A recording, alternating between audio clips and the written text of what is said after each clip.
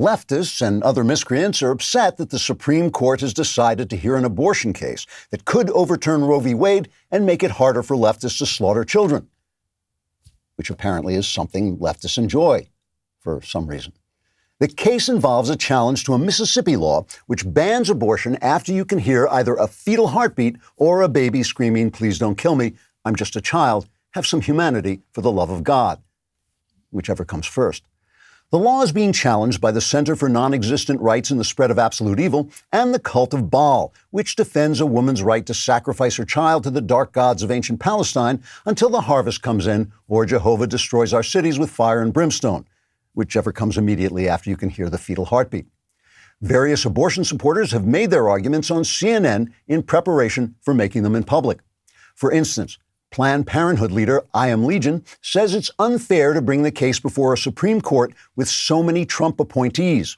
In a weirdly multiple voice which sounded eerily like the buzzing of 1,000 flies, Miss Legion said, quote, "Justices Barrett, Kavanaugh, and Gorsuch should recuse themselves. They all have children, and some of them actually were children themselves, and so may show favoritism to just the sort of people we're trying to exterminate." Of course, Sonia Sotomayor used to be a child too, but she grew up into a wise Latina and apologized for the mistakes of her past, like not killing babies, unquote. Another supporter of abortion is Dr. Helen Sinecure, professor of women's studies or whatever at the University of Moral Oblivion in Canada someplace. Dr. Sinecure spoke to Wolf Blitzer in the privacy of his studio, saying, quote, "Let's do a mind experiment. Suppose a woman wakes up hooked to a dialysis machine along with a concert violinist, and she can't remember how she got there because she was so drunk last night she slept with 3 different men. And now she's pregnant, and who the hell knows who the father is? It could even be her uncle, which would be incest, which should be totally legal, by the way. Shouldn't she have the right to kill the violinist so she can shut down the noisy dialysis machine and sleep off this hangover? I think we would all agree that's a basic human right." Unquote. Finally, the professor of biological ethics at Princeton University, Dr. Ed Gein, spoke to Don Lemon on his new show entitled, "Please Won't Someone Watch My New Show?" Dr. Gein said, quote, "To say that a fetus is a human being just because it's human and a being is absurd. My dog has a greater degree of self-consciousness and can also do an adorable trick where you balance a treat on his nose and then he flips it up in the air and eats it. And yet every day, these cute little pooches are being pushed off sofas in living rooms across the country. It makes me so angry, I just want to tear a baby out of its mother's womb, rip it to pieces, and then sell its body parts for scientific experiments. But of course, that would be barbaric," unquote. Chief Justice John Roberts said he feared the controversial case could damage the reputation of his court. Then he escaped over the border into Mexico wearing a fake Zapata mustache and a sombrero. Trigger warning, I'm Andrew Klavan, and this is The Andrew Klavan Show. I feel hunky-dunky, life is tickety-boo. Birds are winging, also singing hunky-dunky-doo. Ship-shaped, tipsy-topsy, the world is zippity-zing. It's a wonderful day, hurrah, hooray! It makes me want to sing. Oh, hurrah, hooray! Oh, hooray, hurrah!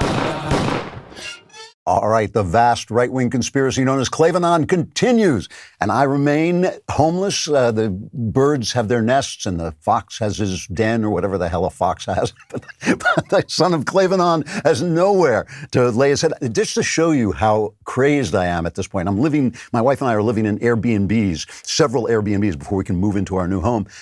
I walked down yesterday morning into my hotel lobby, and it was decorated with Christmas trees. There are people putting up Christmas trees. And I went into brain freeze. I just stood there for, it must have been 30 seconds. I just stood there going, and I was thinking, if I check my phone and it's December, I'm screwed. I mean, I would be fit for no job but President of the United States. It turned out, however, that it was a movie. They're shooting a movie. I took a picture of it because later on they came and shot this movie. This is one of those, it's not Hallmark, it's Lifetime. They do those Christmas films. And this one, you can see in the right-hand corner, that red-haired girl, that's Reba McEntire. So it's called like Christmas in Tune. So that's what it was, luckily. Thank heavens. please go on iTunes and YouTube. Go on iTunes and give this show a 5-star. Give it 6 stars. Why be stingy? Give it 6 stars. Subscribe to it. That really helps us out. And go on YouTube and subscribe to my personal channel, just as an act of aggression against the other hosts on the Daily Wire. If you leave a comment that is particularly nasty, maybe a little racist, possibly sexist, and just utterly disgusting, we'll include it in the show because it'll fit right in. Today we have one from Sky O. He says, although I'm subscribed to most members of the Daily Wire, this is the first time I'm watching one of your shows, and all I have to say is, can you please be my father? And that's an interesting one because I actually am his father. He just doesn't know it. Also, if you want to be in the mailbag, subscribe to dailywire.com and then hit the watch button. You'll find it. You hit the watch button, then go to my podcast. There's a little airplane, a folded airplane for some reason. I have no idea what that means. You can ask me any question you want. You can ask me about religion. You can ask me about your personal life. You can ask me about politics. All my answers are guaranteed 100% correct and will change your life. And you say, will they change my life for the better? Call my lawyer and discuss it with him. So you've heard me talk about the Helix mattress and how much I love staying awake on it all night because it's just that comfortable. Helix has now left the bedroom and started making sofas. They just launched a new company called Allform, and they're already making beautiful sofas. You don't have to take my word for it. Go on their website and just take a look at them. They just are terrific.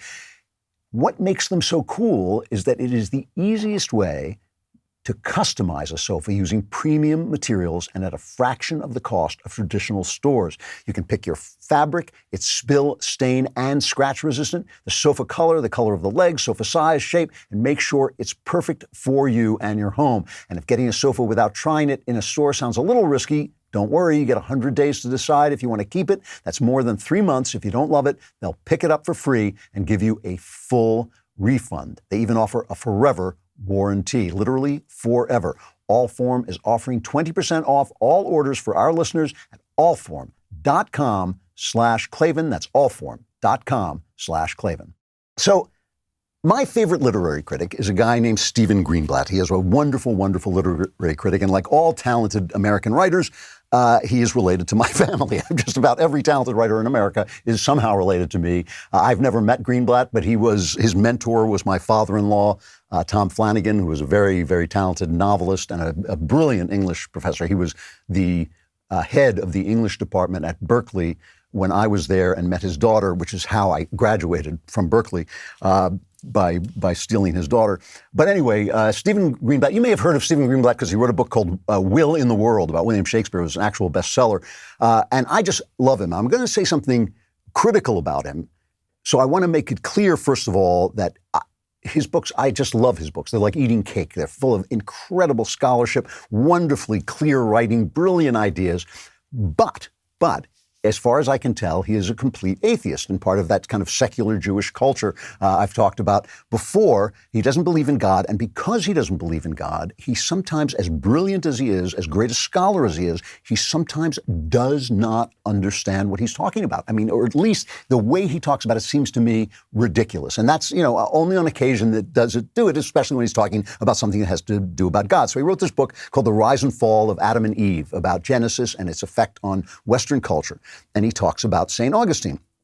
Now, St. Augustine, for those of you who don't follow these things, his theology creates much of medieval Christianity. I mean, he didn't invent, obviously, the ideas of original sin or the Trinity, but he developed them to the point where they became central to the religion. And he certainly moved Adam and Eve to a central place in the story of Jesus and the story of redemption.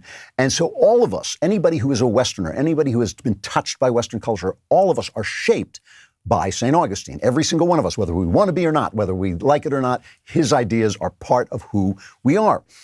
And Augustine struggled his whole life with Genesis. He started out by feeling it was just a metaphor and that Christians were making themselves look stupid by believing it literally.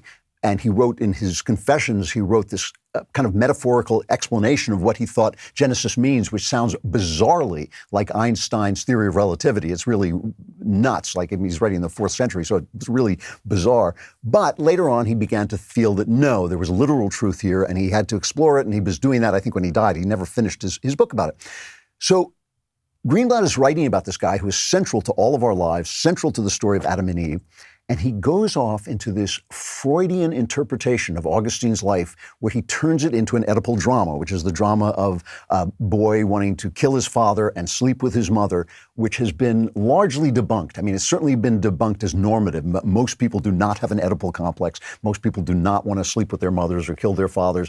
Maybe that's a neurotic thing that happens to people, but that's what he talks about. So as a young man, Augustine was at the Roman baths with his father, Patricius, and he got an erection. And his father saw this and was delighted, of course, started teasing his son. It's a wonderful thing, because now he knew he was going to be a grandfather. He knew that the guy was equipped to make him a grandfather. But Augustine's mother, Monica, was a devout Christian. His father was a pagan, but she was a Christian. And she feared that this sexual urge directed a man's thoughts away from God by making him love God's creation instead of the Creator. Now, as you know, I feel completely differently about this. I think that, you by loving the creation, you can reach the Creator, but this is Augustine's mother.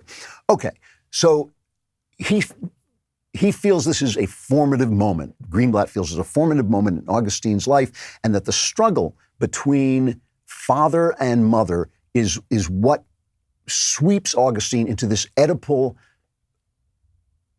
complex where he essentially becomes a Christian to get his mother. And he describes the tension in this speech he's making about the book, this cut 22. Augustine remembers that many of his mother's friends appeared with bruised and battered faces, complaining of their husband's violence, but that his mother would reproach him. By the laws of matrimony, they were, she would remind them, their husbands' ancilai, their slave girls. It's all the more telling, then, that on her son's behalf, rather than on her own, Monica was willing to make a scene. Patricius' sexual behavior was one thing, her son's quite another. When her husband beamed at what he had seen at the bath, she began to dread, Augustine writes, that I might follow in the crooked path of those who do not keep their eyes on you, but turn their backs instead. It's not difficult to see just whose path Monica feared her son might be following.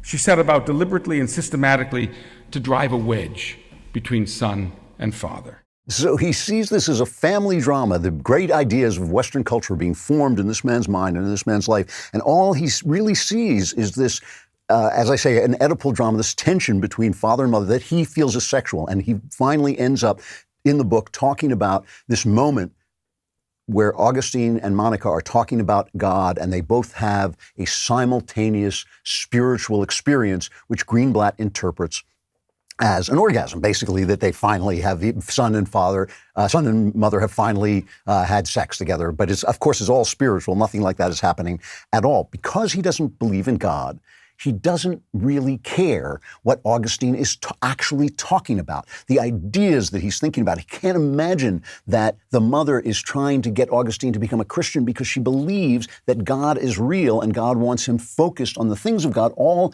he can see is this Freudian sexual drama, a theory which, as I say, has been largely exploded. And most of what Freud says, I think Freud got so much exactly the opposite wrong. Freud says that God is a projection of our fathers onto the heavens, which makes no sense. In other words, we imagine this father in heaven because we want our fathers to protect us.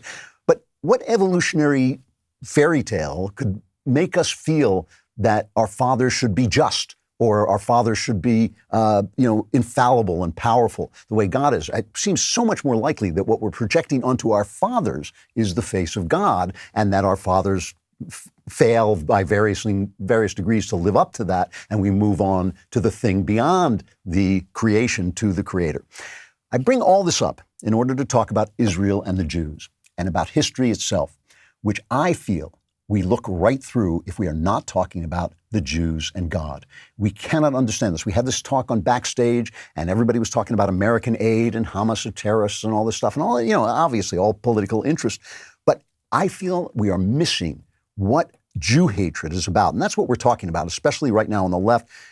We are missing what the Jews and Jew hatred are about if we are not understanding where they stand in relation to God. And you don't even have to believe in God. You do not even have to believe in God to see that this is true. In the same way, you don't have to believe that money is worth anything to use it to buy something. You just have to understand that this is what formed our minds and this is what is in our minds.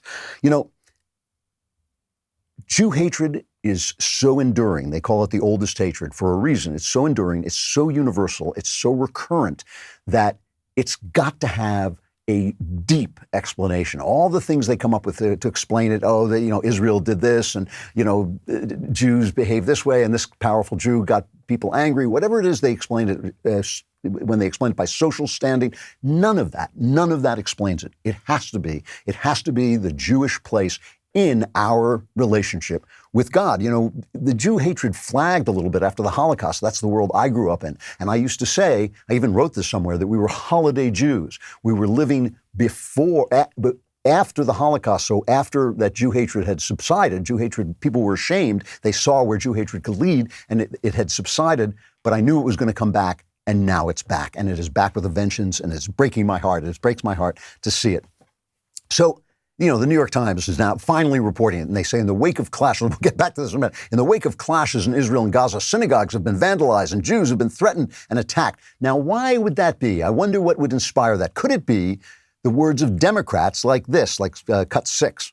Through Bibi Netanyahu, you have a reactionary racist who is now running that country. And the United States must acknowledge its role in the injustice and human rights violations of Palestinians. Many members of Congress have instead fallen back on a blanketed statement defending Israel's airstrikes against civilians under the guise of self-defense. We will continue to fight for our rights in Palestine and in Ferguson. We stand with you in solidarity. I rise today to recognize the deep trauma and loss of life perpetuated by systems of oppression here in the United States and globally. We must acknowledge and condemn the disproportionate discrimination and treatment that Palestinians face versus others in this region. That's from the Washington Free Beacon. They put the music in there. I don't want to go into the vast history of Israel or anything like this, but this is the Gaza Strip, which they took over after the Six-Day War with Egypt back in the 60s. They returned it under the Oslo Accords in the 90s, and the Palestinians in that place, in return for getting the land back, immediately elected a terrorist government, Hamas, that is a genocidal terrorist government. In their charter, which I read a couple of shows ago, they just want to destroy the Jews. They blame them for everything. And they've been raining missiles on Israel, and Ilhan Omar says, well, it's the guise of self-defense. It's the guise of self-defense because it's self-defense. And because of this, because this is the kind of talk that's being condoned and inspired in our government by these high-level people, we're starting to see things like people shouting, kill the Jews, in demonstrations across the West. In Brooklyn, this guy was attacked and beaten up. It's a terrifying story. He was attacked for walking while Jewish. Here's his description of what happened to him, cut 8. I was walking on the way, had my yarmulke on, my kippah, and around 48th Street, at the corner of my eye, I see someone chasing me. Before I could even react, I was surrounded by a whole group of, individuals who then proceeded to, kick me, punch me, hit me with crutches, beat me with flagpoles. I've seen videos in LA, I've seen videos in London, and you think it can happen anywhere. But, when it actually happens, personally, even more so than to someone it's really just shakes your world up a little bit, to be honest. You can tell that the left is ashamed, they know they're guilty for this because they're blaming it on the right. And this is the New York Times. Listen to this lie. There's so many lies packed into this from the New York Times, a former newspaper. So many lies packed into this so that I could spend the rest of the show just taking out the lies and explaining the lies. That says this: until the latest surge, anti-Semitic violence in recent years was largely considered a right-wing phenomenon driven by a white supremacist movement emboldened by rhetoric from former President Donald Trump, who often trafficked in stereotypes. I can't go through there's almost the commas have lies on them in this thing. But first of all, you can always tell the New York Times is lying when they go into the passive voice. It was considered a right-wing phenomenon instead of we consider it a right-wing phenomenon because we're so ashamed of ourselves for having brought this on, and we're going to continue to do it, and we're ashamed of that too. So we want you to think about Donald Trump for a minute. But also, of course, Donald Trump was the greatest friend the Jews ever had in the White House, and half his family is Jewish, and there's nothing anti-Semitic about him.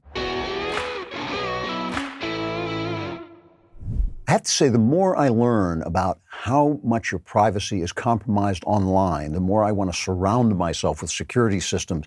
Free email services, for instance, that come from big tech email providers, they aren't really free. You pay with your privacy. Since those companies have access to every email you send and receive, big tech can sell your data to the highest bidder. You ought to try StartMail to secure your email. It makes you feel safe again. StartMail keeps mail private, period. Every email is encrypted, even if the recipient doesn't use encryption, which means big tech can't read, scan, analyze, or sell your personal information ever. Not even Big Brother can snoop around your email. StartMail also prevents government agencies from spying on you, like in dragnet operations. You get unlimited anonymous aliases. This feature protects your main email address from spam and phishing attacks. So when you're giving your email to a company but want to protect your identity, StartMail can generate a shareable alias email so people can't sell your information, and they can be deleted anytime. Don't trust big tech. You shouldn't. Start securing your email privacy with StartMail. Sign up today and get 50% off your first year. Go to startmail.com/Klavan. That's StartMail with a T, START, mail.com/Klavan for 50% off your first year. Startmail.com/Klavan. And then they started this nonsense over Marjorie Taylor Greene, this minor backbench, congresswoman who she's loopy. And I'm not condoning what she said at all or anything like this. But here's what she says, cut 16. This woman is mentally ill. You know, we can look back in a time in history where people were told to wear a gold star, and they were definitely treated like second-class citizens, so much so that they were put in trains and taken to gas chambers in Nazi Germany. And this is exactly the type of abuse that Nancy Pelosi is talking about. When she makes people wear masks in the Congress, so she's making this absurd comparison. And oh my gosh, the left went nuts, right? I mean, you can tell they're hiding. They're hiding behind the press. The press is putting up this shield, and they're hiding behind the press because they've inspired this Jew hatred with their rhetoric and with their positions. It's not their rhetoric, it's their philosophy, because their rhetoric is just expressing their philosophy. So just to show you an example, Wolf Blitzer on CNN, where luckily nobody is watching, but still they're talking about this. Play this cut. This is 20. After the third time she was given a chance to either recant or retract or clarify, she tripled down on these repulsive comments, Wolf. Yeah, I mean, it's really sick when you think about it. For you and me, it's not just political. It's not just the story we're covering. This is a very personal issue, given the fact that both of us, we lost family during the Holocaust. Being gassed, which is what my great-grandparents were, is a whole different thing. And to compare that to the notion of public health and wearing a mask is just beyond the pale. It's beyond. They have never, ever heard anything like this because they've never heard Democrats say something like cut one.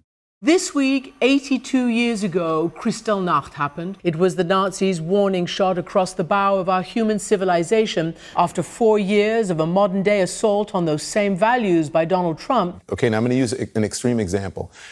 Think about Hitler. There's so many stunning parallels to what Hitler was doing. Describing Hitler's psychological profile, and this only pertains to Adolf Hitler. There is so much that is resonant of the Third Reich in this administration. Many tendencies like Adolf Hitler. Does this look like Germany in 1932? We're getting close. And this only pertains to Adolf Hitler and pertains to nobody else. 90% of what he says, I'm like, this guy gets it. If you've read anything about the rise of the Third Reich and Adolf Hitler, you will see the parallels. Donald Trump is a true psychopath. He's like Hitler or Stalin. That sounds a lot like a certain leader that killed members of my family and about 6 million other Jews. Now, of course, Wolf Blitzer also reacted to these comments, cut 23. I don't care what they may think of me. And of course, Republicans are so stupid. They react to this. They condemn MTG. Oh, we condemn her. Oh, this is so terrible. Instead of striking back like Trump taught them to do, because the thing about the Democrats, we always have to remember in the left, all their tears are lies. All their tears are lies. Whenever they're crying, they're lying. You know, I mean, that's what you know. Every time they're upset about something, they're lying. They should have just said, look, you do this all the time. She made a silly statement, but you're still wrong about the mask. They should have gone right back on the attack. The thing about it, the Democrats are the evil party, but it's easier for them to be the evil party when the Republicans are the stupid party, and the Republicans are the stupid party. However, to get back to my main point, there's one thing we have to concede, and that is, though, right-wing anti-Semites are mostly ticky-burning nutbags who are completely, thrown out of the Republican Party, and the left-wing anti-Semites are in Congress. Although that's true, there is no side to anti-Semitism. It is on both sides. This is a hatred that knows no sides. It's on both of us. I've talked about it before. I won't go into it again, but Jews have been murdered, oppressed, hounded out of every country. Anyone, blacks, gays, who think that they are the great victims of the world, they're amateurs compared to the Jews. Jews still, this is still true. Jews account for less than 2% of the American population, but the FBI hate crime statistics report shows that they are 60%. 60% of religious-based hate crimes in 2019 targeted Jews, which is an increase of 14%. So while they're talking about, police are nasty to black people, this is where the hatred is all going. And, again, it's all about God. And if you don't understand it's about God, you're doing what Greenberg did. You're looking right through the truth into you're basically your own mind. You're looking into some kind of theory that you have about things. This is what it's about. Man's search for God is more basic than sex. It is more central to our lives and to history. Whether God is there or not, it doesn't matter. Our relationship with God, whether it's a complete fantasy or not, is at the center of our world and our history, and we don't understand it. For most of Christian history, the idea was that Jews, in rejecting Christ, had been thrown out of their being the chosen people, and been thrown out and had been replaced by Christians. And that was called supersessionism, or replacement theology. And it really didn't fade as a central doctrine of the church until the Holocaust, when Christians became, as they should have been, ashamed of it. St. Paul's view of this is much more complicated. He talked about the fact that in rejecting Jesus, some Jews had fallen away. He says, if some of the branches were broken off from the vine, right? This is the vine of God. He says, and you, Gentiles, were grafted in among the others, the other Jews, and now you share in the nourishing root of the olive tree. Do not be arrogant toward the branches. If you are, remember, it is not you who support the root, but the root that supports you. And of course, the root is God, but it's the Spirit of God flowing up through the Jews. This is the thing.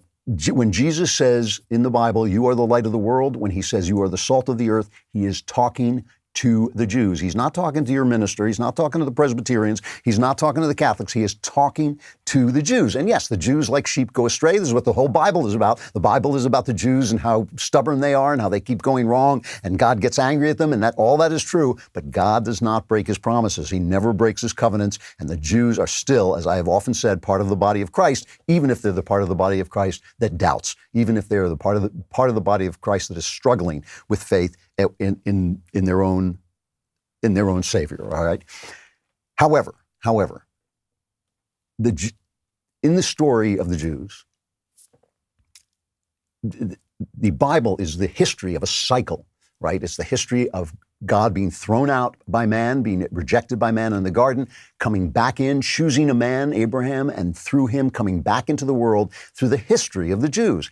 And the history is the story of their rise to empire and their fall and their conquest. And then at that point is when Jesus is born, and he reenacts and incarnates that history. This is all through the Bible. The 12 apostles or the 12 tribes, the language that's used in the Bible when Jesus is baptized is the same language that's used at the creation of the world in Genesis. It all reflects back. And of course, the Passover, which is the great formative moment in Jewish history, is reenacted when Jesus, instead of a lamb, in the Passover they sacrifice a lamb and they paint blood on the door so the angel of death passes over the Jews. In Jesus' death, his blood becomes the blood of the sacrifice, and the angel of death passes over all of us who have faith. Jesus is Jewish history made individual, so it is given to all of us so we can become part of the Jewish story, but only part of the Jewish story. And the Jews remain who they are, and that is why Jesus has turned all of Western society into something like Judaism, right? It's something like Greece, but it's also something like Judaism. And all of us are like this. All of us are thinking about Jesus. We can't think without Jesus. We can't feel without him. When blacks say, oh, we're victims, and so we have black leftists, I should say that we're victims and therefore we should be elevated. That's a Jesus thought, right? When Jefferson says all men are created equal, that's a Jesus thought. You do not get there. Nobody else got there. Only the people who followed that faith. And Nietzsche famously blamed Christianity for turning around the natural order of things, where the powerful rule, where the powerful set the rules, where the Übermensch comes and creates new morality. He blames Christianity for bringing a slave mentality into the West. It's more complicated than that, but that's essentially what he's saying. And Nietzsche is right. Nietzsche is right. Jesus does upset the natural order. The natural order is that the powerful rule over the weak. The powerful get everything. The rich get everything. And the poor get nothing, and the weak are crushed underfoot. And that's why Ayn Rand hated the cross. She hated the cross. She wanted to replace the cross with the dollar bill. She thought it was only natural that the powerful people become rich, and the rich people are the most important people, and the rest are basically, just helots in their wake, in their service.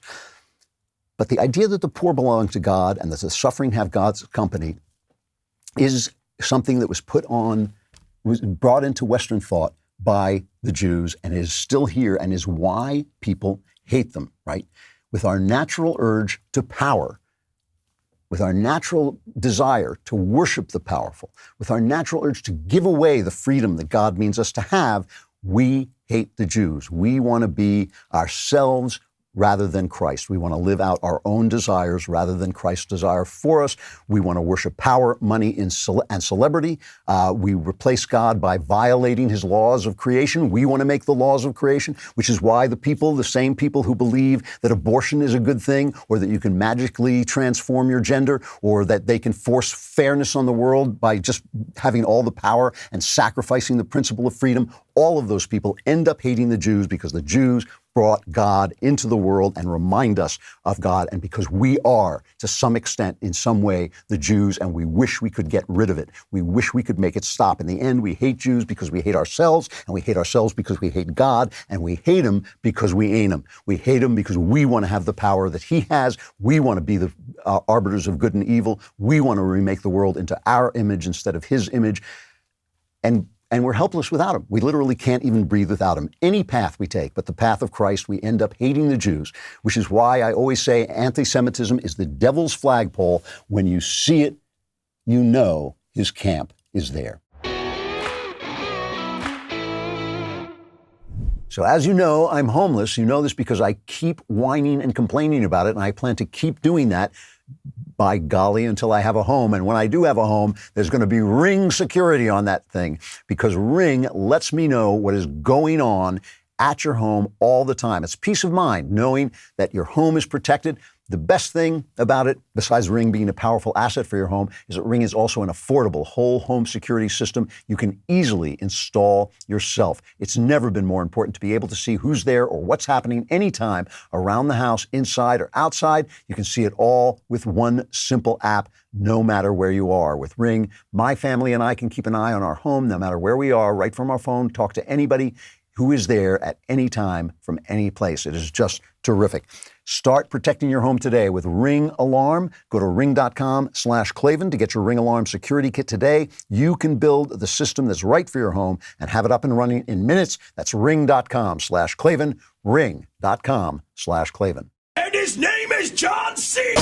你好，中国，这是叫西娜。我爱更尊重中国，更中国人。我很抱歉。You know, that thing, I'm going to get to him in just a second. That thing with Wolf Blitzer, though, where he gets choked up about this ridiculous thing. When I say all leftist tears are lies, it's so true. I mean, they say, oh, boo-hoo, we care about racism, and then they won't send minority kids back to school because they're kowtowing to the teachers union. And then they say, oh, boo-hoo, we mustn't talk about the fact that we've destroyed these children's lives because that would stigmatize the children, right? And, they say they care about the children in cages. Oh, we care about the children in cages. There's more children in cages now than during trial. Here's the New York Times, a former newspaper, writing about the children in cages. House Democrats led angry efforts to denounce the Trump administration's treatment of migrant children. With the issue bedeviling President Biden, they are voicing worries privately. Oh, yeah, because they care so deeply because all their tears are lies. This thing about John Cena, this is what gets me. Because Jeremy, the God King on Backstage was giving me stick about it, that I was letting him off the hook.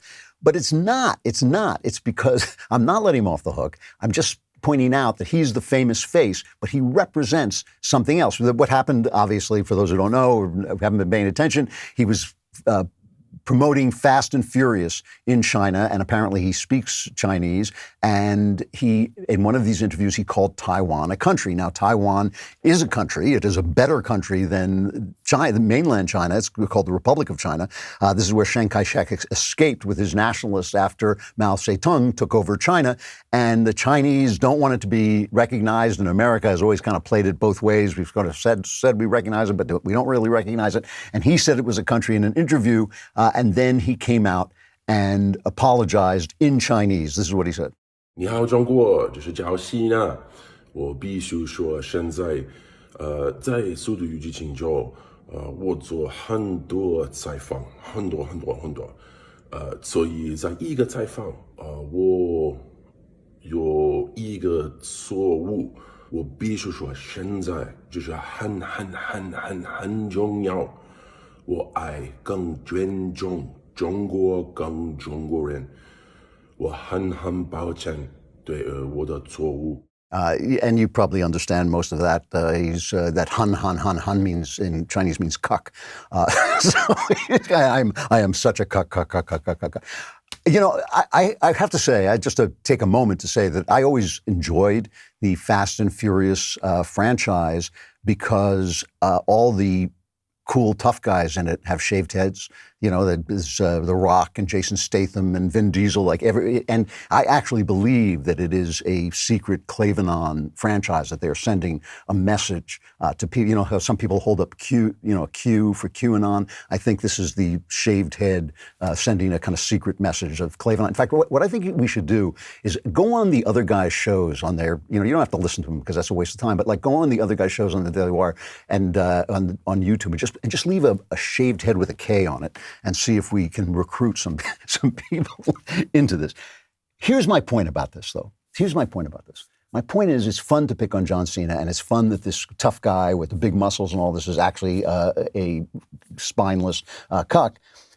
But it's not him. It's Universal, and it's Comcast, right? Universal's putting out the picture. Comcast owns Universal, which also owns NBC and parts of AT&T. These are the people who killed the Harvey Weinstein story, right, at NBC. This is where NBC were the people who threw out Ronan Farrow. So Harvey Weinstein was raping people and going around chasing women around and doing horrible, really disgusting things. I mean, and everybody knew it. Not everybody knew about the girls, but everybody knew about the bullying and the meanness and all this stuff. And they were constantly thanking him. Everybody knew, and most people knew about the women. But Universal shut it down, right? John Cena is not going to go again. They sign contracts. I know we think, oh, these guys are stars, they can do anything. But no, they sign contracts saying they can't say anything to hurt the franchise. He wants this job. He doesn't want to be thrown out of the job. We should be blaming the people who are to blame, which is the people in power. And that's not letting him off the hook. I mean, he did a shameful thing, but he's doing it at the behest of these powerful companies. This film, this F9, they're calling it, Fast and Furious 9, it's amazing that the franchise has gone on that long. It took in $163 million, reading from the Daily Wire, from just 8 foreign markets, a weekend haul that was as strong as major international debuts in the pre-pandemic era and marked the biggest movie opening since the COVID-19 outbreak began. The figure had the entertainment media humming. There was just one problem. More than 80% of those earnings, $136 million, came from China, right? According to a report from the human rights organization PEN, in 2019 alone, 3 blockbusters, Avengers, Endgame from Disney, Spider-Man, Far From Home, Columbia Pictures, and Fast and Furious Presents Hobbs and Shaw from Universal, earned more in China than in the United States. These guys are making movies for China. And, you know, this means all these people, like China, you know, and obviously I'm not talking about the Chinese people, I'm talking about the government. China is a dictatorship. It is a crushing dictatorship. It is a place where if you complain, you disappear. It is a place where people are controlled by social rankings. It's a place where Uyghur Muslims are put in concentration camps. It is brutal. I mean, they have forced tied down women and forced them to have abortions to keep their populations low. It is a brutal, authoritarian country that cheats economically on people.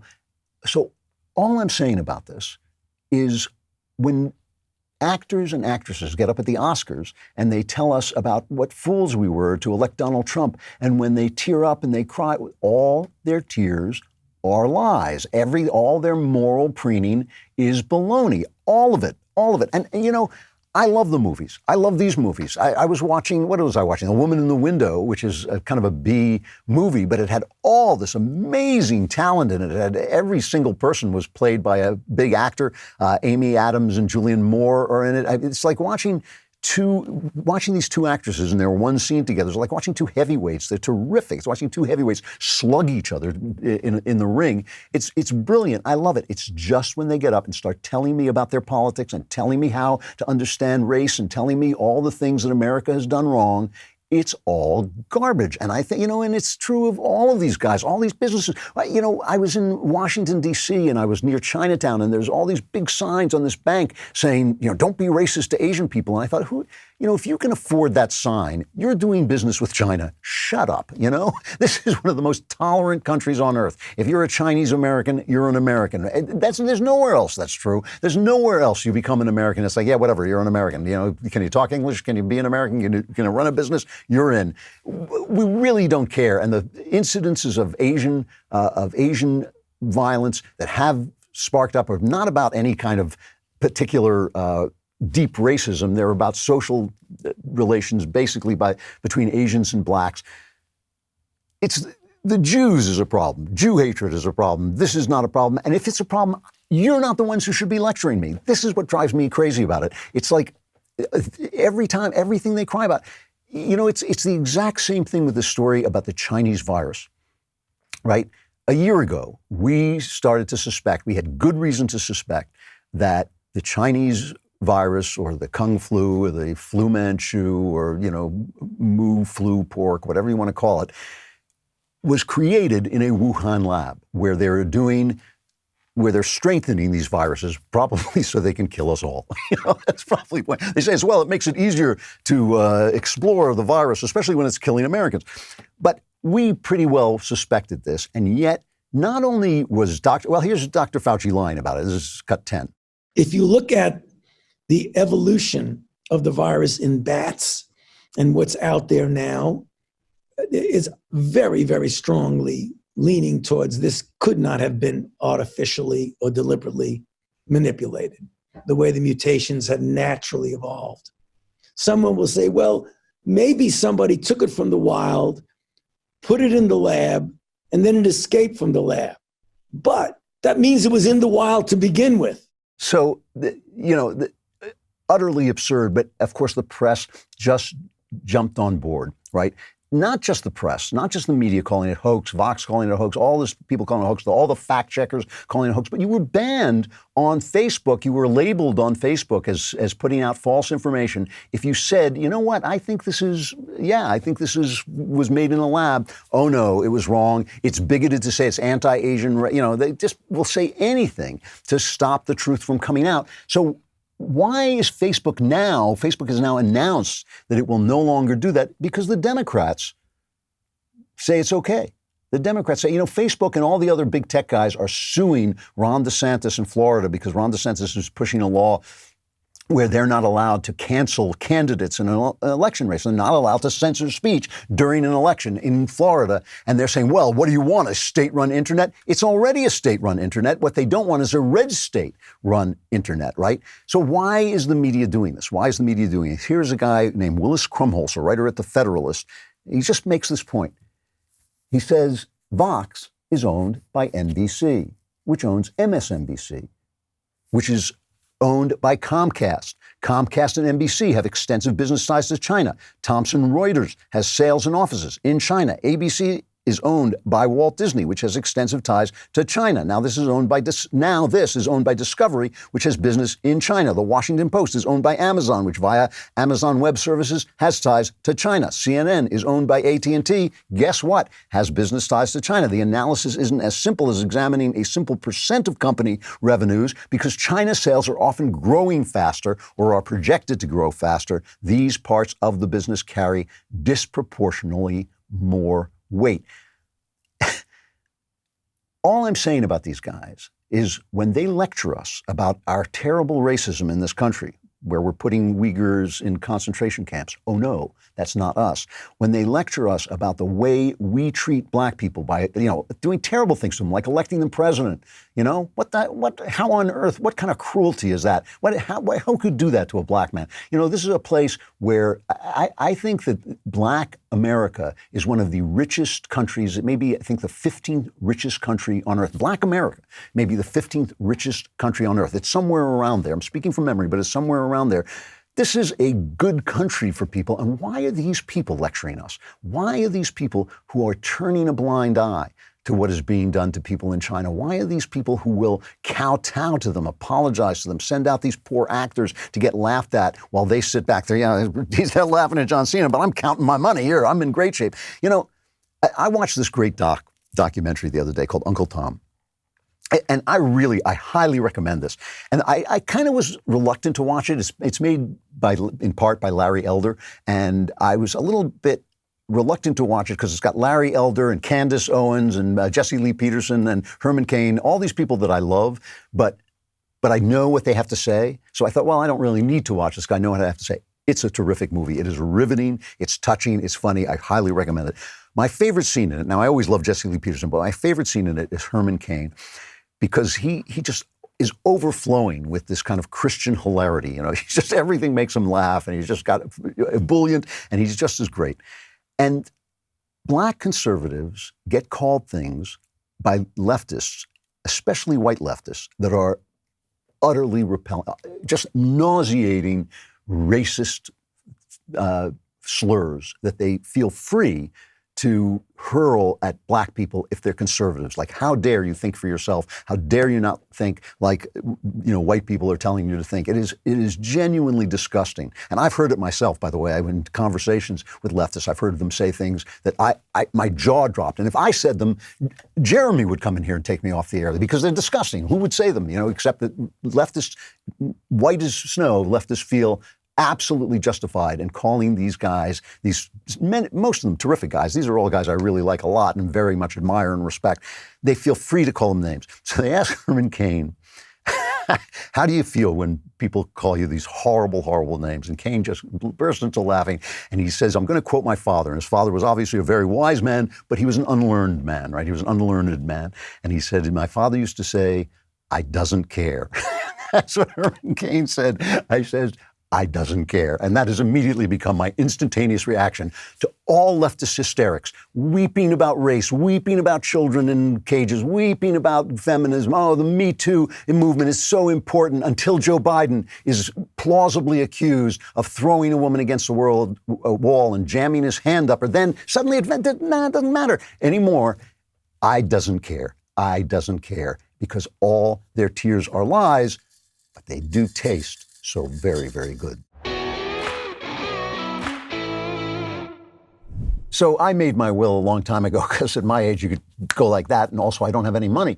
But I wish there had been trustandwill.com. At trustandwill.com, setting up an estate plan is simple, convenient, and secure. For as little as $39, you can nominate guardians for your children, determine who gets your stuff, plan for future medical care, all from the comfort of your home. Trust and will documents are designed by estate planning experts and customized for the state you live in. And with live customer support 7 days a week, trustandwill.com's team is available to answer any questions you have while setting up your plan. Trust and Will is a most trusted name in online estate planning, the category leader on Trustpilot, and they've helped hundreds of thousands of people protect their families, assets, and legacy. I really do wish they had this. It would have been so much easier.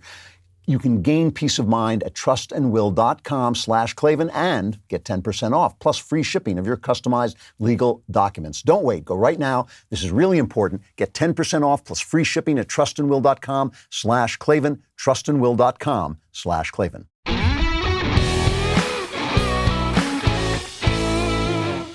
So I had an exchange last week with Jordan Peterson that a lot of people, or some people, didn't quite get, I think. We were talking about God and faith in God, and Jordan was talking about how hard it is to know anything. And I said, well, they call it faith, not knowledge. And a lot of people said, well, I do know there's a God, but it's a particular kind of knowledge. And that was what we were discussing. That was what we were kind of going back and forth about, that I think that, analysis is a way of thinking, but it's not the only way of thinking. It's not the only way we know the truth. I don't know that I love my wife through analysis, and I don't know, even though analysis does help me to understand it, helps me to get there. If, for instance, I see snow and I see footprints in the snow, I know somebody has gone there. I reason that somebody has gone there. But in order to believe that my reason is true, I need some other faculty of faith to say, yes, my reason does actually apply to the world. My reason is not just a social construct. It's not a false consciousness. It actually is it actually has a relationship to the world, just like mathematics has a relationship to the world. There's this battle, which I think is really fascinating, between what is often called the classic and the romantic, two different ways of looking at the world. And I've talked a lot about romanticism because I'm a modified romantic, I would say a conservative romantic. But the classic is also a very important way that we have seen things, especially in the West. And what classicism is a very direct experience of the world around you, including the mysterious world around you. It's not that there's no mystery in classicism, it's that it's a very direct representation of what people experience. There's a famous literary critic named M.H. Abrams who said the difference between classicism and romanticism in the arts is the difference between a mirror and a lamp. Hamlet said that the arts should hold the mirror up to nature, but the romantics said, well, really, the poet is a lamp that illuminates nature because consciousness is part of creation. And Hamlet almost invents that. Hamlet almost invents the idea that we can't really know things because our mind changes the way we see things. So just to give you an example of this, just read a little piece of a poem by Pindar. Pindarus was an ancient Greek lyric poet, so he was a good representation of the classic. And he's also kind of a poet who's regarded as not that original, that he kind of does things that are just memes in Greek thought. And so it's a good example of what you see. And here's a poem he wrote about a victory procession after the Olympic Games. And he's talking about the procession. He says, among them are the muses, for everywhere to flute and string the young girls are dancing. In their hair the gold leaves of the bay. The dance whirls them away. Age or disease, no toil, battle, or ill day's luck can touch them. They are holy. They will outlast time, exempted from the anger of the goddess and all decay. Okay?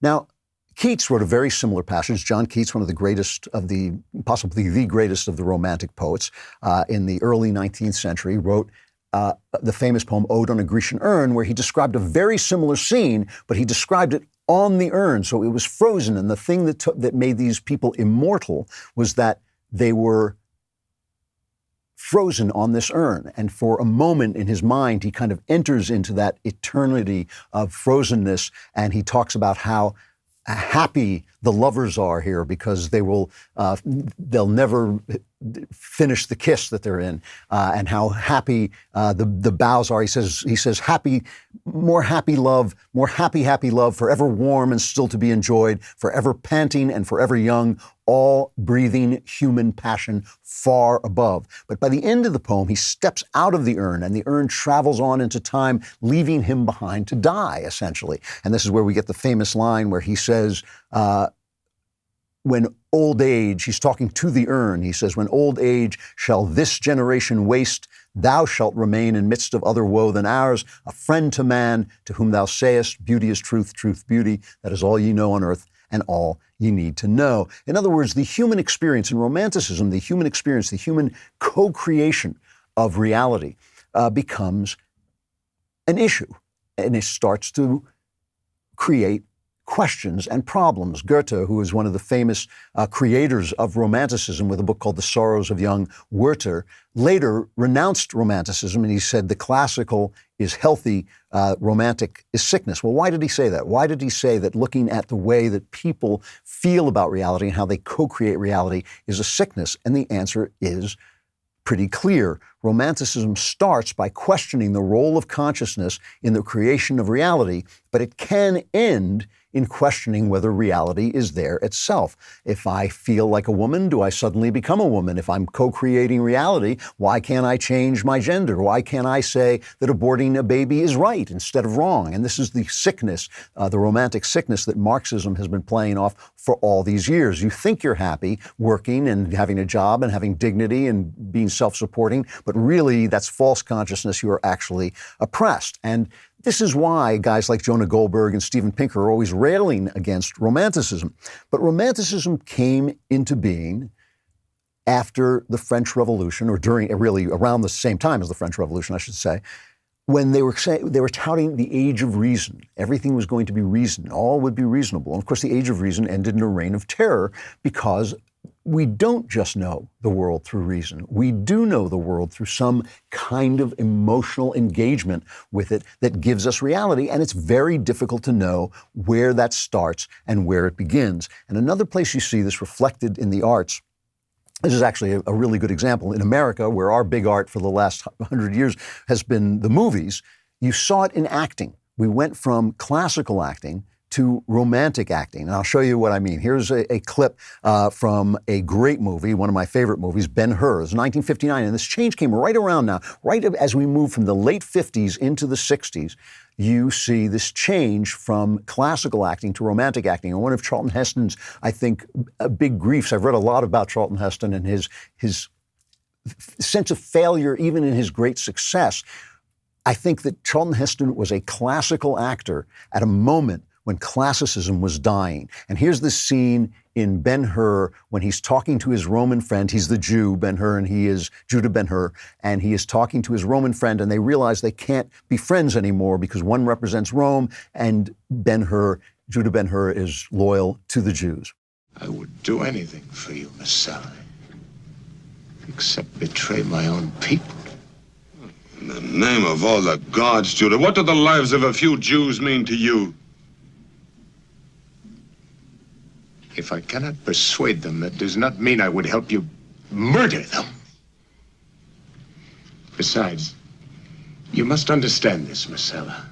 I believe in the past of my people and in their future. Future? You are a conquered people. You may conquer the land. You may slaughter the people. But that is not the end. We will rise again. You live on dead dreams. You live on the myths of the past. The glory of Solomon is gone. Do you think it will return? Joshua will not rise again to save you, nor David. There is only one reality in the world today. Look to the west, Judah. Don't be a fool. Look to Rome. I would rather be a fool than a traitor or a killer. Great movie. I just wanted to keep going. I disappear into it. But those are two guys representing ideas, right? They're arguing about ideas. They're representing the things these people believe. We're not really thinking about whether Judah Ben-Hur wants to sleep with his mother. We're not really thinking about whether his Roman friend, has some kind of neurosis. We're thinking about what they are doing in the world, in this active world, in this action. So I will bet you have never looked at the interest rate on your credit card. It is so high, it will make your eyeballs knock together in your head. And if you're looking for a way to save some extra money, one good way to start would be paying less interest on your credit card balances. You can refinance with a credit card consolidation loan from Lightstream. It's an easy way to save hundreds to thousands of dollars and lower your interest rate at the same time. Lightstream offers credit card consolidation loans from 5.95% APR with autopay and excellent credit, lower than the average credit card interest rate, which is over 18% APR. I kid you not. There are no fees. You can get your money as soon as the day you apply. Lightstream believes that people with good credit deserve a better loan experience, and that's exactly what they deliver. Just for my listeners, apply now to get a special interest rate discount and save even more. The only way to get this discount is to go to lightstream.com/Andrew. That's lightstream.com/Andrew. This is subject to credit approval. Rates range from 5.95% APR to 19.99% APR and include 0.50% autopay discount. Lowest rate requires excellent credit. Terms and conditions apply, and offers are subject to change without notice. Visit lightstream.com/Andrew for more information. Compare this to only a few years later, 1962, Lawrence of Arabia comes out. And Lawrence of Arabia is one of the true classics of the cinema. It is just a beautiful, beautiful film about T. Lawrence and his role in World War I in bringing the Arabs into the fight for England. And T. Lawrence was famously a gay masochist. He got involved with the whipping scene in England. I think everybody in England enjoys being whipped. I always noticed that when they would advertise prostitutes in the phone booths, they had these phone cards advertising prostitutes, they were all carrying whips. And I used to say, doesn't anybody not want to get hit? I just want to have sex, just don't hit me. But anyway, Lawrence of Arabia was apparently one of these guys. And this is a famous scene in this movie where he has been kind of idealistic. He's been marshalling these forces for Britain, and he is captured by a Turkish official, the Turkish bey, and he doesn't know who he is. He thinks he's pretending he's just an ordinary guy, but the Turkish bey sees that he is blue-eyed and he gets suspicious. The other thing that we see, this is Jose Ferreira's playing the bey. The other thing is we see is the bey is gay and he likes Lawrence, and he strips off his clothes and he starts to admire his body. And here is the scene in which Lawrence is essentially confronted with his own homosexuality and reacts by punching the bey. Where did you get that? Oh, it's old, Effendi. No, this is recent. You are a deserter. No, Effendi. Yes, you are a deserter. But from which army? Not that it matters at all. A man cannot be always in uniform.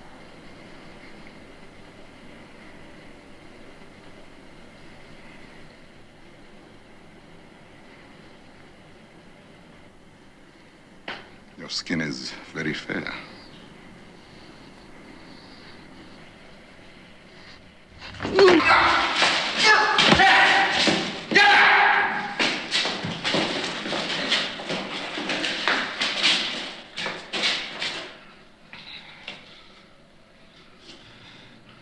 Beat him. So they take him off and they whip him, and of course it turns him on, and he later comes in and says the only reality is the flesh. And now he becomes a sadistic fighter. His whole battle ethos changes. His whole ethos of what he's doing in the field changes. And once again we see, is when I started this show and I was talking about Stephen Greenblatt's description of Augustine, we see that instead of dealing with the ideas, instead of Ben-Hur saying, no, I am loyal to my people, and the Roman guy saying, no, Rome is the future and you should go forward with Rome, we're seeing how this internal emotional landscape changes the outer landscape and thereby changes history. And there's truth to that, of course. There's truth to people being tormented and people being neurotic and people being unhappy and doing things because of that.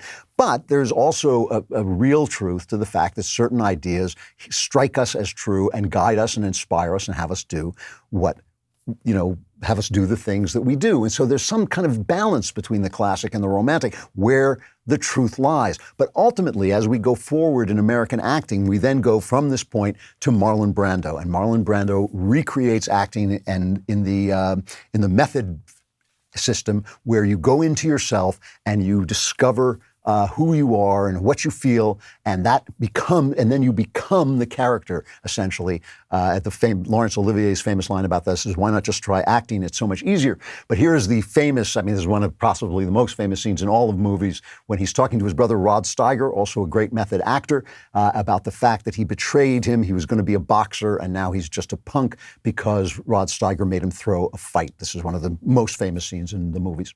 Remember that night in the garden, you came down my dressing room and said, "Kid, this ain't your night. We're going for the price on Wilson." You remember that? This ain't your night. My night, I could have taken Wilson apart. So what happens? He gets the title shot outdoors in a ballpark, and what do I get? A one-way ticket to Palookaville. You was my brother, Charlie. You should have looked out for me a little bit. You should have taken care of me just a little bit so I wouldn't have to take them dives for the short end money. Well, I had some bets down for you. You saw some money. You don't understand. I could have had class. I could have been a contender. I could have been somebody. Instead of a bum, which is what I am. Let's face it.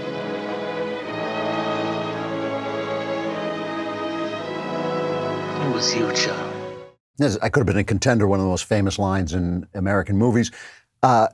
But obviously what you're seeing is this kind of inner man governing everything. And you can understand how that becomes the sickness that we're in today, where essentially, to coin a phrase, feelings don't care about your facts, that the inner man is defining the world instead of the world helping to define. Now, I've said this before, but it's worth saying again. I believe that we are in a dance of co-creation with reality, that we create good and beauty as we know it on Earth in the same way we create the colors of the rainbow by seeing them, but we can't create just any colors. We are responsible to reality, and we can't call good evil or evil good, because if we do, we end up hating God and killing Jews.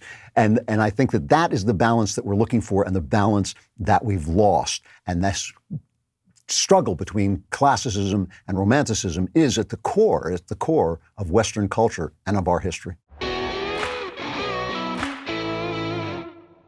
One of the biggest problems facing the country today is loneliness. And the reason so many men, I think, are lonely is because they don't say rockauto.com. The minute you say rockauto.com, the women flock around because they know you're smart enough not to go to the car parts store and wait around forever for somebody to tell you something that you could find out yourself online. You instead are smart enough to say rockauto.com in that incredibly appealing way and look on your computer for the auto and body parts you need. They've got parts from hundreds of manufacturers. They are so much easier than going out. They always offer the lowest prices possible rather than changing prices based on what the market will bear. They're a family business serving auto parts customers online for 20 years. Go to rockauto.com to shop for auto and body parts from hundreds of manufacturers, and look how appealing you will become just by saying it. Just say rockauto.com and then go to rockauto.com right now and see all the parts available for your car or truck. Write Klavan in their "How did you hear about us" box so they know we sent you. And some of you are now saying, well, wait a minute, all through these ads on the show, you've been saying Klavan. How do you spell Klavan? Here it is for you. You should check our sponsors. You'll love what you'll be saving. But you must remember, there are no E's in Klavan. There's jobs and flowers, crates and wine, and all the folks are raving. But you have to spell it right. There are no E's in Klavan. There's stamps and sheets and mattresses. There's magazines and shaving. But if you want the discount, there are no E's in Klavan. Well, you could even have them bring the meals that you are craving. There is an E in Andrew, but there are no E's in Klavan. Are no E's in Klavan. K-L-A-V-A-N, there are no E's in Klavan. If you've been putting off entering to win a free trip to the Daily Wire studio to meet Candace Owens and see her live show, then hurry.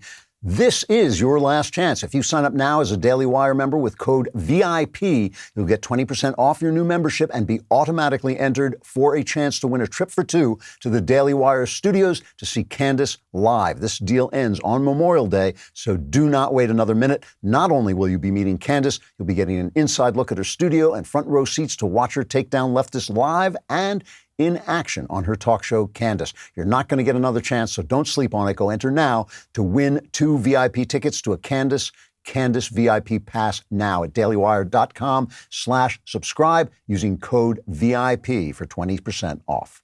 So I was talking to the God King last night, and he was telling me some of his plans for world domination. And you know, he is really doing this thing. It is amazing. We've been moving so fast. We released our first feature film. We've struck up a movie deal with Gina Carano. We launched the Candace Owens talk show. This is all within the last 6 months. We're moving at the speed of light.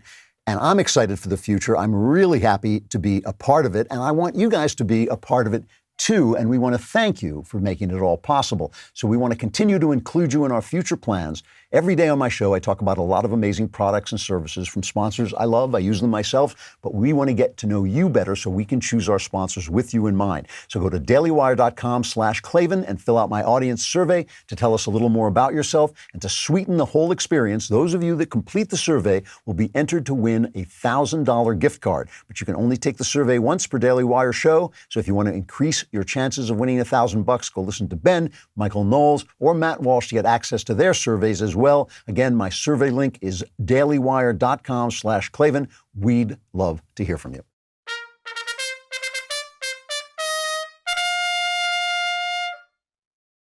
All right, Liz Wheeler has interviewed me at least a dozen times, and so I wanted to take revenge on her. She, you know her from OAN. She had that show Tipping Point with Liz Wheeler, but now she's got her own podcast, The Liz Wheeler Show. She is really one of the top-notch commentators, and I'm delighted to see her. She's got a new baby and everything. I don't think the baby is with her, but Liz, are you there? I am. Thank you so much for having me. And I have to say, I'm a little worried if you're going to seek revenge on me, because I think the last time we talked, I made you publicly admit that I was right to something. You were right. I know, because I said you were being paranoid, but nowadays paranoia is actually That's exactly right. So you have a new show, you have a new baby, right? Yes. So exciting. This has been a crazy week. Launching the show, juggling the baby. I mean, it's living the dream right here. It's a lot to do. So what's going to be the center of the show? I mean, you have an approach. I mean, you're really good at all these different ideas and all these different areas, but what do you feel right now is the central thing we should all be talking about and thinking about? If you keep complimenting me like this, your producer's going to have to change the frame because my head's going to blow up bigger sizes. No, I'm hoping that this new video podcast, first of all, I'm really excited that it's a video podcast because that format, as you know, allows me to have a more personal connection with my audience, which is something that I've been wanting for a long time. But it's going to focus on a couple of things. It's going to focus on my trademark research, because that's really the best way to defeat the radical left, is to be smarter than them, to be more educated than them, to have a bigger arsenal of facts than they do, which is it's maybe not hard intellectually, but it is hard in the sense that they certainly come prepared with their talking points. So I really want my podcast to be a resource for people where they can say, well, is this true? What are the facts? Is this reality? And they know that they can tune in, they can listen to me when they're driving to work, they can turn this on when they're cooking dinner, and they can watch as we just unpack what is reality. And we're going to do it in a way that's not playing by the left's rules. I'm going to do it just looking, is this delusion that's being peddled by the left, or is this the reality? I'm not going to back down to whether it's corporate wokeism or cultural Marxism or squishy establishment Republicans. We're just going to say it how it is. No, you were always a very hard line, I have to say. I've always admired that. What's the central issue we're facing? I mean, if you had to say one thing, if you had to take one thing that you could change by snapping your fingers, what would it be? Oh, probably the breakdown of the family. I think that's the root of a lot of the bad things that are happening in our culture. And I am a big believer that the culture war is central to our society is central to our freedom, because the old adage, we've heard it 100 times, 1,000 times probably, and we almost become numb to hearing it. But the old adage that politics is downstream of culture, that really is true. And if we surrender the culture to the radical left, then we're not going to win the political battles. We're going to have lost before we even start.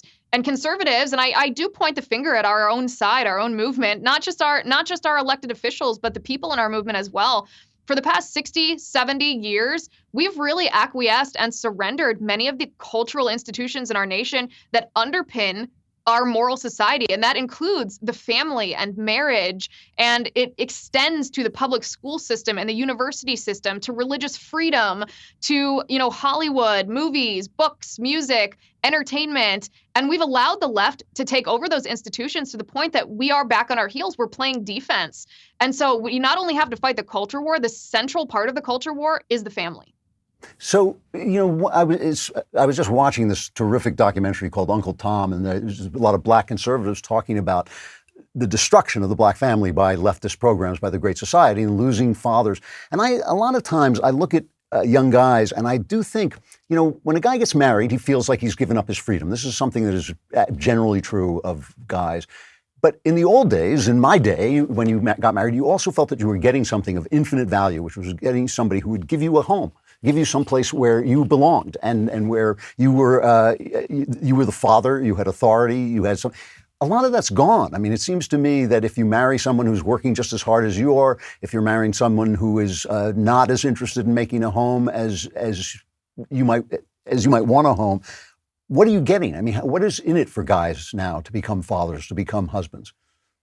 Well, I think if you're coming at it from a Christian perspective, then you get to live out some of the mystical union between God and his church. And I know that as a Catholic, as Christians, that's what we believe, that marriage is this peak, if you will, into this love that God has for his bride, which is his church, that we can't fully understand while we're here on earth. And God gives us this union between man and woman and says, love each other the way that I love my church, whether that's the respect, whether that's the all controversial term of submission, which we know does not mean subservient.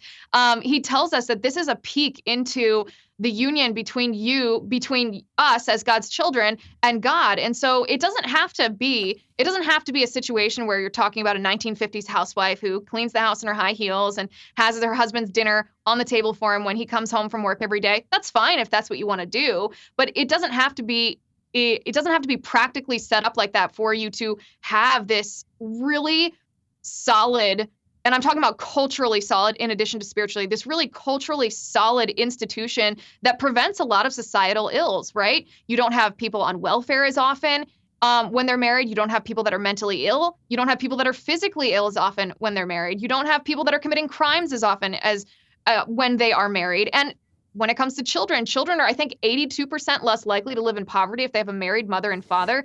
This institution is advantageous to our society in literally every single aspect, no matter how we're looking at it. And yet we've thrown it to the side. We've allowed communists who want the destruction of the family because they want people dependent on government to tear this down. We've allowed feminists who, for who knows what reason, whether it's self-hatred, whether it's abuse, whether it's misunderstanding of empowerment, we've let all these different radical groups tear down the institution of the family, and it's cost us our culture.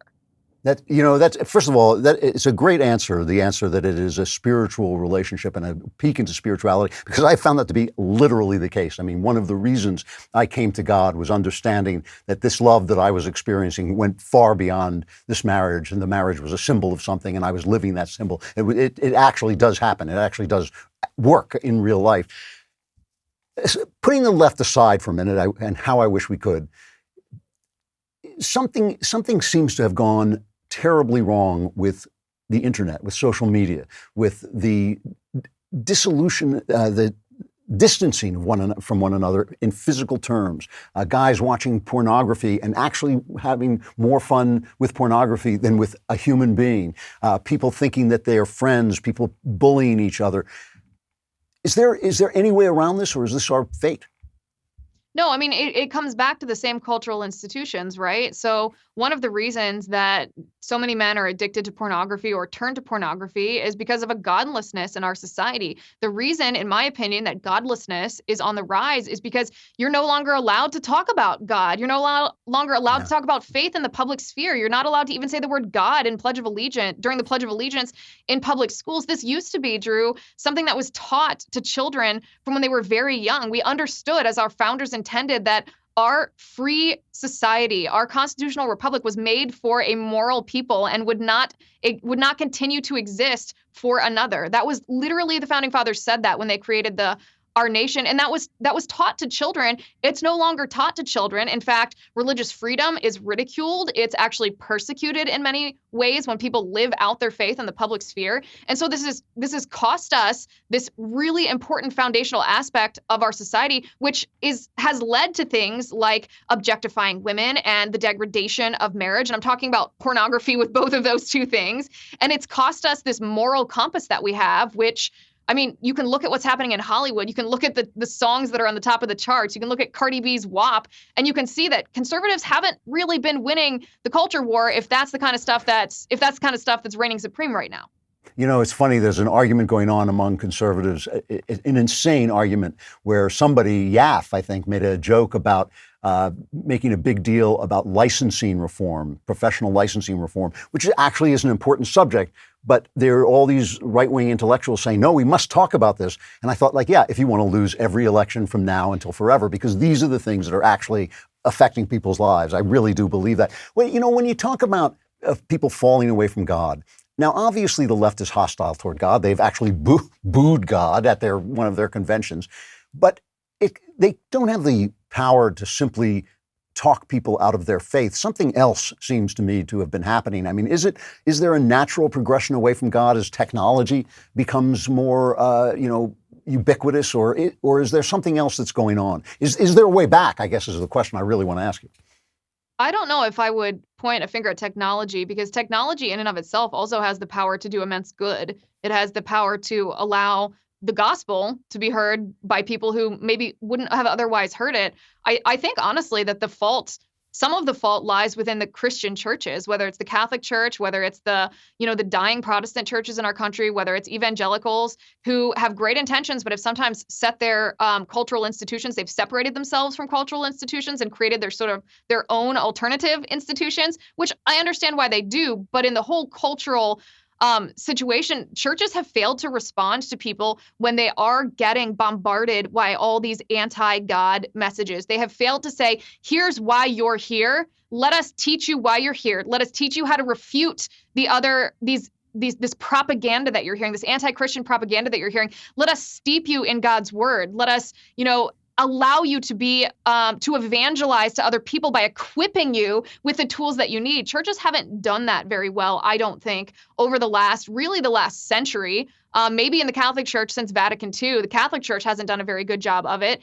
And the price of that is many Christians go to church out of habit. Many Catholics attend Mass out of habit and aren't actually sure why they believe what they profess to believe. And the fault of that, of course, can't be laid at the feet of the public schools. That is the fault of the breakdown of the family, because parents aren't passing their faith along, and church and spiritual leaders who ought to be really hammering home to their congregations why it's so important that we believe what we believe. No, instead they're hanging up signs that say Black Lives Matter and signs, celebrating Pride Month and all this stuff, which, nothing against anybody, but it's just, those are actually things of the world. They have nothing to do with the gospel. They're actually anti-gospel in many ways. The Catholic Church, for example, is very tied to this idea of social justice, which we know is essentially socialist. So even though the doctrine of the Catholic Church contains anti-communist theology, they specifically condemn communism. They're actually peddling what's essentially communism. The Protestant churches are turning to wokeism because they have dying congregations and they're trying to bring other people in. Instead of packaging the gospel in a way that's appealing to people, or at least intriguing to people, they're abandoning the gospel in favor of wokeism to try to recruit new members. And the evangelical churches, like I said, they tend to separate themselves a lot of times, not all of them. They tend to separate themselves from things of the world because they don't want to be associated with that. They don't want their children exposed to that. All of that's understandable. But when they do that, they tend not to they tend not to reach as many people, I think. So we just came through this period of Donald Trump, which was this tumultuous period of absolute hysteria on the left, but also in some ways, Trump liked to feed that. He enjoyed it, I think. He enjoyed the drama and the fight and all that. And it was kind of wonderful to see in many ways.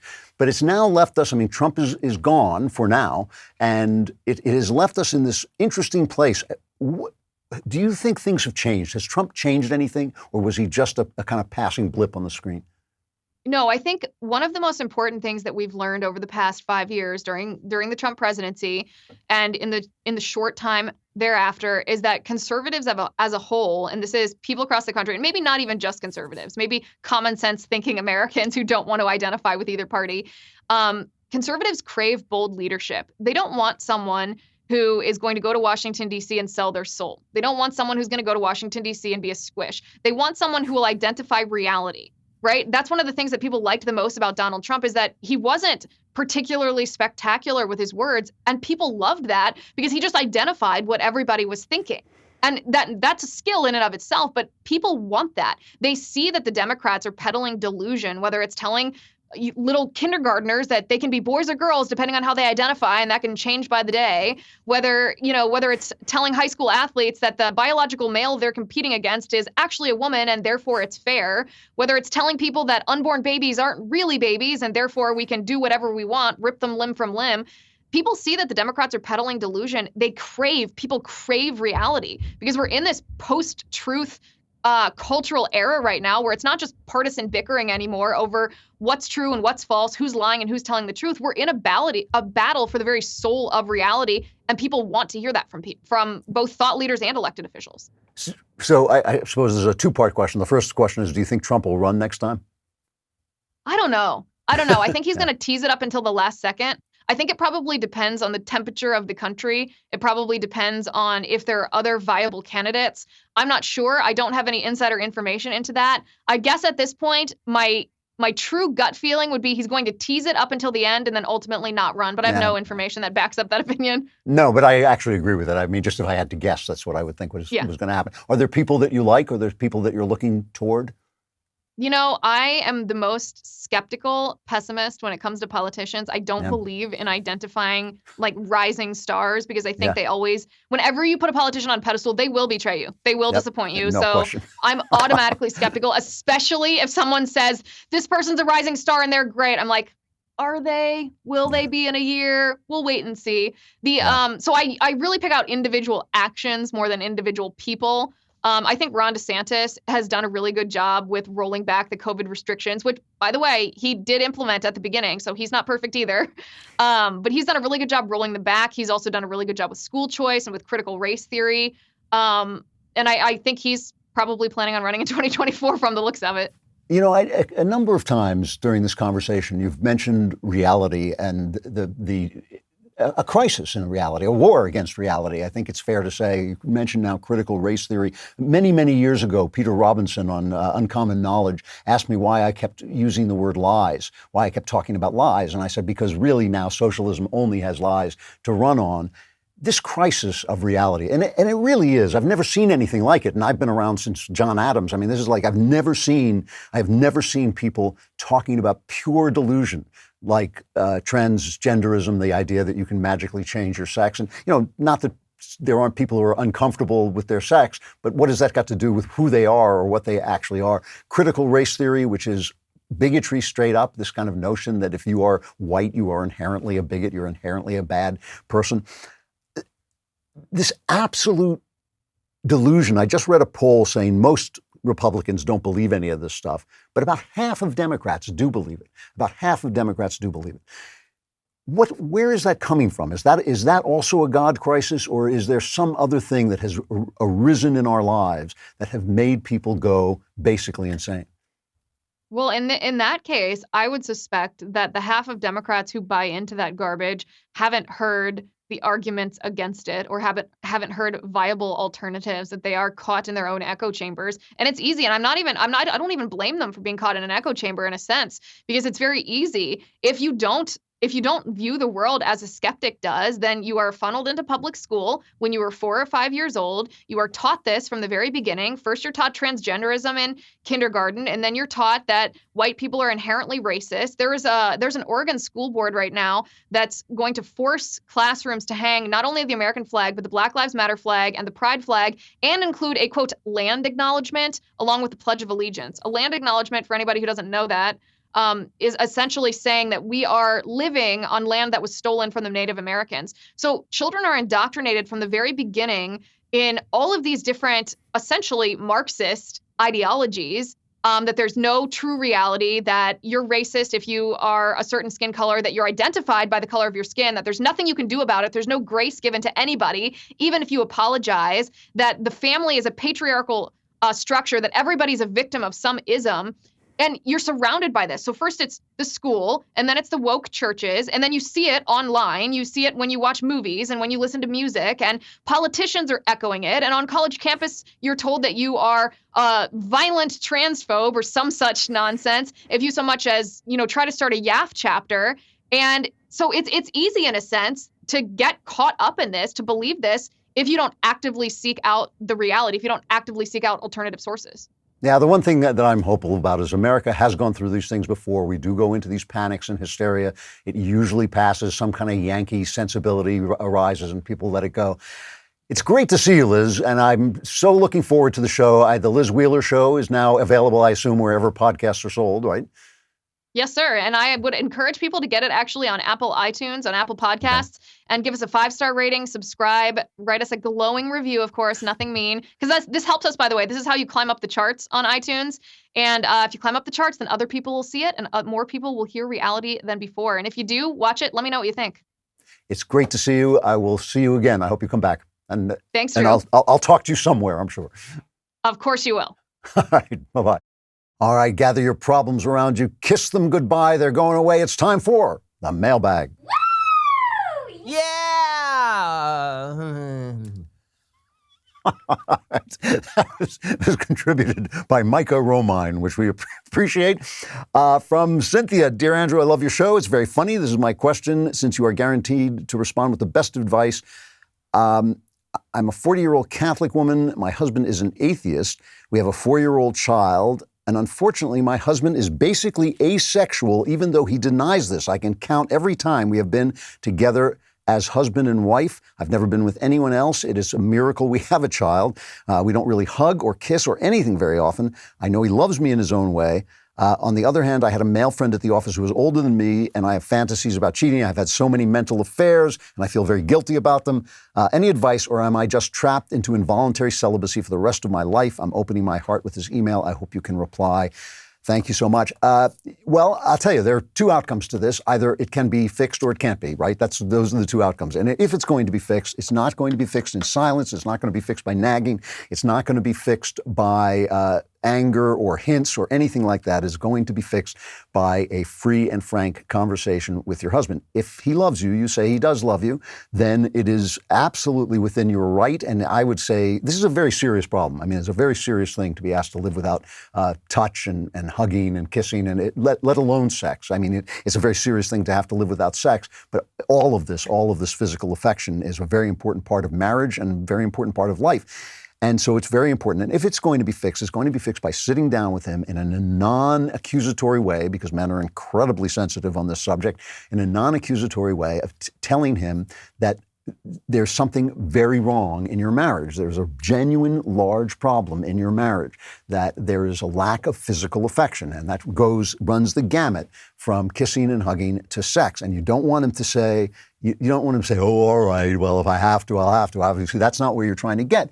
Something is wrong. It's not normal. This is not normal, what's happening to you. It's not the way people behave. It's certainly not the way men behave, right? So you want to make sure you're not telling him he's not being a man or something like that, but you want to say that you sense that something is wrong and you need to find out what it is. Now, I don't see how you're going to get to that place without some kind of therapy. I do not see. I think the guy needs to be assessed, professionally assessed.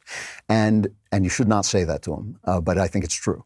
And I think that the way to do this may be to go into couples therapy, to go in where you both have this, you can say, we have this problem, we would like to address it. It's very possible something terrible happened to him when he was young and it's blocked him off. That's one possibility. There's some possibility that he's asexual. It's not very common, and it usually traces back to a problem. And I think that it's just something that you should address, and you should let him know. Let him know this is very important to you. You're very unhappy with this, and it's not good for your child either to see two people who never kiss and hug each other as their parents. I don't know if he's a good father or not, but certainly children need that kind of physical affection as well. So this is something you're going to have to address. And if he's an absolute wall and you can't get through him, if he doesn't respond, if he just says, I'm not going to address this, you've got a serious problem. And then you're going to have to talk to yourself about how you're going to live with that, because you're right. You are going to be in a state of enforced celibacy, at least until the child is grown and gone. But I think that this is something, there is every chance that if you can get him into couples therapy, if you just get him to listen and care and hear how much pain you're in, that he will move forward and help himself and help you that way. If he does, please let me know. We want to hear how this goes. From Anonymous, he says, Dear Andrew, I love the longer format to your show and look forward to listening to every week. He says, I became a Christian after meeting my wife in my early 20s. She's from the U.S. I'm from Scotland. I immigrated to the USA, which is the best decision I ever made. But during the long visa process, I was unfaithful to her and made several mistakes with other women. After feeling the conviction of this for 8 years brought about by my faith in Christ, I confessed all my sinful behavior to her. At the beginning of this year, we're now in the process of rebuilding our marriage. We do not want to get divorced because we have 2 young children together. That's good to hear. My question is, how can I earn her trust again and be the husband that God wants me to be? I've earnestly sought and prayed for forgiveness, but living with the guilt and shame of what I did in the past is proving difficult. Any advice and suggestions would be much appreciated. Well, you earn her trust again, of course, by being the husband God wants you to be. I mean, you can't, you screwed up big time. I mean, you really took the big turn. You took a big belly flop, and now you are going to have to earn your way back into her trust. And you earn your way back into her trust by earning your way back into her trust. And one of the ways to do that is to be completely transparent. Give her the code to your phone, give her the password to your computer, give her the password to your iPad, whatever devices you have, wherever you may do something stupid, let her in. It's annoying. It's an annoying way to live. I can proudly say that my wife could go on any of my devices and would never find out anything she didn't already know.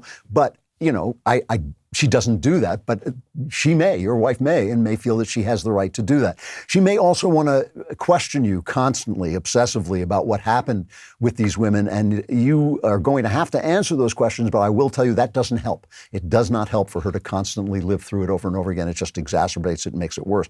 So you've got to do that. Again, couples therapy can help. These are things that therapists are good at. This is what they do. They know, they've had the experience to get you through this situation. But you're going to have to live observed until you get her trust back and until she comes down from her hurt and anger, which you caused. And so as far as your own guilt and shame, God will forgive you. And I hope and pray your wife will forgive you. But you are also going to have to forgive yourself. There comes a point, guilt and shame are good sirens. They're good things that go off, little alarms that go off that say, you were a schmuck, and you were a schmuck. And so, that's a good thing to have. But at some point, they become self-indulgent. At some point, they become, woe is me, I'm so bad. They become virtue signaling in and of themselves. You're going to have to let that go. And you're going to have to do the work that it takes to give your wife the sense that she can trust you, because it is a terrible thing to be in a marriage where you can't trust. All right, last one from Jean. Hi, Andrew. Thank you for sharing yourself with the world and with me. I'm 6 years old. I'm committed to being a Christian. I've never experienced the Holy Spirit or deep conversion. You strike me as a man who really lives in the Spirit and has been converted. What happened inside you when you became a Christian? I'm sure you can't explain it, but I would like to hear you try. I read your book, The Great Good Thing, but it's more about the thought process you went through, not the actual experience of God entering and changing you inside. You seem so happy, free, and non-judgmental. All I can tell you about this is I never went through the kind of conversion experience that some Christians feel is absolutely necessary to come to Christ. I never had this moment of just like, oh, I've been hit by lightning, this thing that every movie about Christianity has to have it in. It's like a law. You can't have that scene. But I will tell you that it was only like a week or 2 weeks after I was baptized when my wife turned to me, who knows me better than anybody else, turned to me and said, you have utterly changed. A serenity has come over you, a peace has come over you that has not been there. And she'd been married to me for decades. She said that was not there before. So something obviously did happen. And for me, it was the simplicity of living in a world that made sense, of knowing that of accepting that the God who had guided my life throughout was there, of putting aside the endless analysis that I felt that Jordan was doing and saying, no, there are footprints in the snow. Somebody has walked there, and just letting myself believe what I already believed. It was just allowing myself to believe what I believed. It was a question in some ways of becoming myself, which I think is the funny thing about God, is God said, you have to, he who loses himself will find himself. That is literally true. When you surrender yourself to God, when you stop worrying about what you have and what the other guy has and what everybody, and who you are and whether you're coming across right and whether people like you, when you stop worrying about all that and just give it over to God and say, you know what, let your will be my will, it's relaxing. It's just a big weight off your shoulders, and it lets you go. And I think that just came over me in a quieter way than it does with many people, but in a complete way. It was obvious that it had happened. And so I think that's there for you. It's there through prayer. It's there through church. It's there through worship. And it's there through doing it. It is something you have to do. You do have to let go in order to let go. You can't, it's not, God will work within you, but you have to let him work within you. And sometimes you have to take a half step in his direction, and he will then lead you on. And it's a wonderful experience, and it is joyful. It is, and it's hilarious. It makes the world far more hilarious than it was before. I got to stop there, but I will be back next week. Will you? Probably not. I mean, that's the classic way you're going to feel. The Klavanless week is upon you. It will be dark. There will be hellfire. There will be gnashing of teeth. Sorry, but there's nothing I can do. It's not my, not my decision. It's the way it is. However, if you crawl through and make it to next week, we will be back. I am Andrew Klavan. This is The Andrew Klavan Show.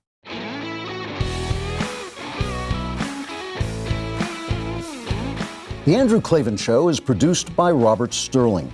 Executive producer, Jeremy Boring. Our technical director is Austin Stevens. Supervising producer, Mathis Glover. Production manager, Pavel Vidowski. Edited by Danny D'Amico. Lead audio mixer, Mike Cormina. Animations are by Cynthia Angulo. Production coordinator, McKenna Waters. And our production assistant is Jacob Falash. The Andrew Klavan Show is a Daily Wire production. Copyright Daily Wire 2021. New studies and reports suggest that everything that the genius experts told us about COVID was wrong, and everything that we said from the very beginning was right. Hate to say, told you so. I know we all hate to say, I told you so. The co-founder of BLM, By Large Mansions, resigns in disgrace, and an anti-cop radio host kills a cop hours after saying F the police. Check it out on The Michael Knowles Show.